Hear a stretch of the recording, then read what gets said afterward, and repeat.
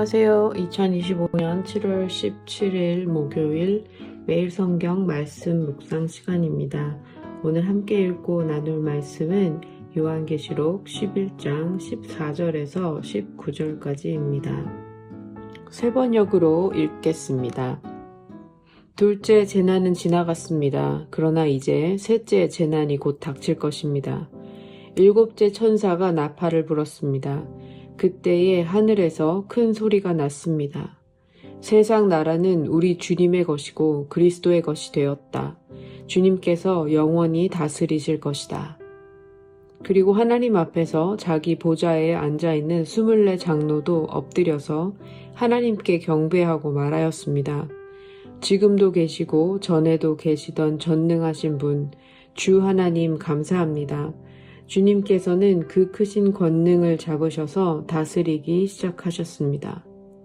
뭇 민족이 이것에 분개하였으나 오히려 그들이 주님의 진노를 샀습니다. 이제는 죽은 사람들이 심판을 받을 때가 왔습니다. 주님의 종 예언자들과 성도들과 작은 사람이든 큰 사람이든 주님 이름을 두려워하는 사람들에게 상을 주실 때가 왔습니다. 땅을 망하게 하는 자들을 멸망시킬 때가 왔습니다. 그러자 하늘에 있는 하나님의 성전이 열리고 성전 안에 있는 하나님의 언약궤가 보였습니다. 그때에 번개가 치고 요란한 소리와 천둥 소리가 나고 지진이 일어나고 큰 우박이 쏟아졌습니다. 아멘. 오늘 함께 묵상할 본문은 계시록 11장 14절부터 19절까지입니다. 오늘의 본문은 이렇게 시작됩니다. 둘째 재난이 지나갔습니다. 그러나 이제 셋째 재난이 곧 닥칠 것입니다. 그리고 나서 일곱째 천사가 나팔을 붑니다. 우리는 여섯 번째 나팔까지 이어졌던 무서운 재앙들을 떠올리며 마지막 일곱 번째 나팔이 더욱 강력한 심판을 가져올 것이라고 예상합니다.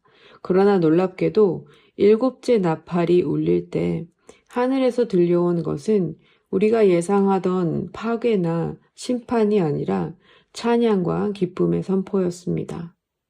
세상 나라는 우리 주님의 것이 되고 그리스도의 것이 되었다. 주님께서 영원히 다스리실 것이다. 이 구절은 요한계시록 전반부의 클라이맥스를 이루는 선언입니다. 하나님의 나라가 드디어 도래했음을 알리는 이 나팔 소리는 단순한 심판의 나팔이 아니라 하늘의 왕 그리스도의 즉위식을 알리는 영광의 나팔 소리였습니다. 이 장면은 앞선 두 증인의 이야기 11장 1절에서 13절까지의 내용과 깊이 연관되어 있습니다. 두 증인은 짐승에게 죽임을 당하지만 3일 반 후에 부활하여 하늘로 들려 올라갑니다. 이 이야기는 예수님의 순환과 부활을 떠올리게 하고 교회가 감당해야 할 증언, 고난, 그리고 궁극적 승리의 서사를 요약하고 있습니다. 그리고 바로 그 직후 하늘에서 선포가 울려 퍼진 것입니다. 세상 나라가 우리 주와 그리스도의 나라가 되었다고 말이죠. 증언과 순교와 고난을 통과한 후에야 하나님의 나라가 온전히 선포된다는 것이 시사하는 것이 큰 것 같습니다. 우리가 이 땅에 살면서 겪는 고난 속에서도 충성된 증인으로서의 삶이 종말론적 승리와 연결되어 있다는 사실을 기억해야 합니다. 이제 본문은 24 장로가 보좌에서 내려와 얼굴을 땅에 대고 경배하며 이렇게 고백하는 것을 보여줍니다. 지금도 계시고 전에도 계시던 전능하신 분, 주 하나님 감사합니다. 주님께서는 그 크신 권능을 잡으셔서 다스리기 시작하셨습니다. 이 고백은 단지 찬양의 가사가 아니라 하나님의 통치가 지금 여기서 실현되기 시작했다는 선언입니다. 하나님의 공의로운 심판이 이루어지고 성도들은 상을 받고 악을 행하던 자들은 그 대가를 치르게 될 것입니다. 그리고 18절 아주 중요한 구절이 나옵니다. 뭇 민족이 이곳에 분개하였으나 오히려 그들이 주님의 진노를 샀습니다. 이제는 죽은 사람들이 심판을 받을 때가 왔습니다. 주님의 종 예언자들과 성도들과 작은 사람이든 큰 사람이든 주님의 이름을 두려워하는 사람들에게 상을 주실 때가 왔습니다. 땅을 망하게 하는 자들을 멸망시킬 때가 왔습니다. 이 구절은 시편 2편을 떠올립니다. 시편에서도 열방이 하나님과 그분의 기름 부음 받은 자를 대적했지만 결국 하나님이 진노하시고 공의로 심판하시고 자신의 왕을 세우시는 것을 기록했습니다. 요한계시록은 이 시편의 예언을 완전히 성취하고 있는 셈입니다. 세상의 제국들과 거짓 권세들, 사람들을 억압하고 하나님의 창조 세계를 망가뜨린 세력은 결국 무너지게 되어 있습니다. 18절 후반에 땅을 망하게 하는 자들이라는 표현은 단지 환경 파괴를 뜻하지 않습니다. 사람과 나라를 짓밟고 억압과 폭력으로 세상을 파괴한 자들을 가리킵니다. 구약 예레미야 51장에서도 바벨론이 탐욕과 폭력으로 세상을 황폐하게 만든 제국으로 묘사되었듯이 요한계시록은 이들을 향한 하나님의 심판을 선포합니다. 하나님은 창조주로서 자신이 지으신 세상을 파괴하는 자들을 그들이 행한 대로 황폐하게 하실 것입니다. 이것이 바로 하나님의 창조에 대한 신실함, 정의로운 심판, 그리고 온 세상에 회복을 주는 말씀인 것입니다. 그리고 마지막 19절 이어지는 장면에서는 하나님의 성전이 열리고 그 안에서 언약궤가 있는 것이 보입니다. 언약궤는 원래 지성소에 있어서 아무나 볼 수 없는 거룩의 상징이었습니다. 하지만 이제 하늘 성전이 열리고 그 안에 하나님의 임재와 언약을 상징하는 언약궤가 온 세상 앞에 드러납니다. 하나님의 구원 계획은 더 이상 감춰진 비밀이 아닙니다. 이제 모든 사람이 보게 될 현실이 되었습니다. 그리고 이어지는 번개, 천둥, 지진, 큰 우박.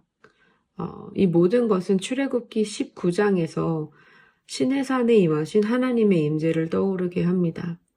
하나님은 오셨고 지금 이 세상을 다스리고 계신다는 그분의 강력한 임재를 상징하는 자연 현상을 표현하고 있습니다. 이 장면은 공포스러운 장면이 아니라 하나님의 정의와 구원이 완성된 장면을 묘사하고 있습니다. 하나님이 다스리시며 그분의 통치 아래 모든 것이 회복될 것이라는 희망의 메시지를 담고 있는 것입니다. 세상의 권력과 제국은 여전히 크고 강해 보이지만 하늘에서는 이미 나팔이 울렸고 하나님의 나라가 임했다고 선포된 것입니다. 오늘 이 말씀을 묵상하면서 이런 질문들을 함께 생각해 보면 좋겠습니다. 세상 나라가 주님의 나라가 되었다는 이 선언이 지금 내 삶에, 우리의 삶에 어떠한 의미로 다가오고 있나요? 또 우리는 지금 누구의 통치 아래 살고 있는지, 또 하나님께서 창조세계를 파괴한 자들을 심판하시는 이 말씀이 나와 우리의 삶 속에 어떠한 책임과 태도를 요구하고 있는지 생각해 보면 좋겠습니다. 오늘도 우리는 세상의 권세가 아닌 하나님 나라의 백성으로 부름받았다는 사실을 기억하면서 주님께서 다스리신다는 이 믿음의 선포 안에 샬롬이 넘치는 하루를 살게 되시기를 소원합니다. 함께 기도하겠습니다.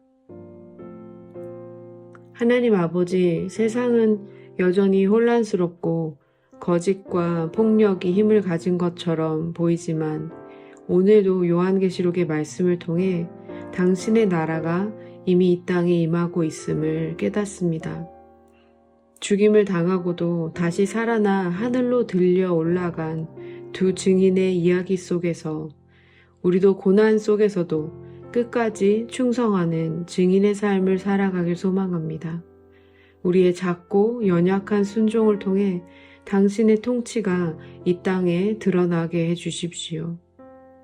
세상 나라가 주의 나라, 그리스도의 나라가 되었다는 하늘의 선포가 오늘 나와 우리 공동체의 삶 속에도 울려 퍼지게 하시고 이 진리를 오늘도 믿음으로 붙잡게 하여 주십시오. 눈에 보이는 힘과 권력이 아니라 보좌에 앉으신 주님의 다스리심을 신뢰하면서 오늘 하루도 살 수 있게 주님 힘을 주십시오. 주님, 이 땅을 망가뜨리고 약한 이들을 짓밟는 거짓된 권세와 탐욕의 구조들이 무너지게 하시고 주의 이름을 경외하며 살아가는 이들이 당신의 위로와 회복을 누리게 하여 주십시오. 오늘도 주님께서 다스리신다는 이 고백이 우리 삶의 중심이 되게 하시고 하늘 성전이 열리고 언약궤가 드러났던 것처럼 당신의 임재와 약속이 우리의 삶과 공동체 가운데도 뚜렷하게 드러나게 해주십시오. 주님, 당신의 통치 아래 오늘도 담대히 살아갈 힘을 주실 것을 믿으며 좋으신 예수 그리스도의 이름으로 기도드립니다. 아멘.